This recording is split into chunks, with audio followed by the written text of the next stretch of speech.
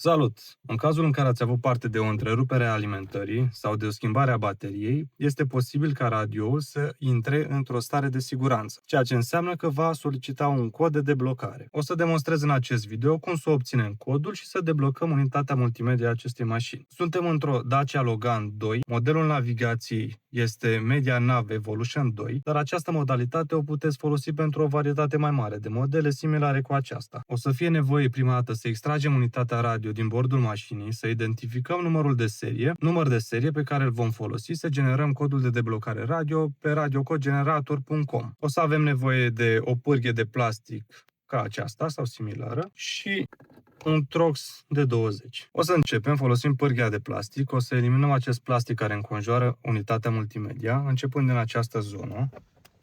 Continuăm aici. Nu este nevoie să aplicăm forță foarte mare și cu grijă să nu zgârim celelalte elemente care înconjoară această structură de plastic.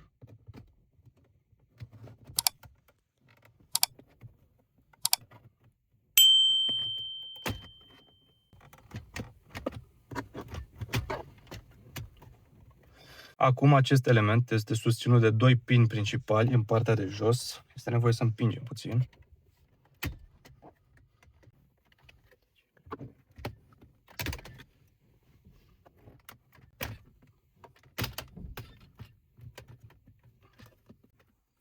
Pentru acest proces nu este nevoie să demufăm această nucă.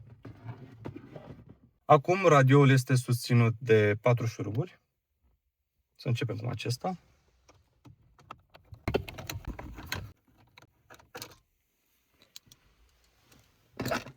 După extragerea șuruburilor, este nevoie să tragem de radio spre noi. Această unitate are o singură etichetă, pe care găsim și numărul de serie, cel de sub codul de bare. Pentru a genera codul radio, o să folosim doar ultimele 4 caractere. Acum să generăm codul cu radiocodgenerator.com.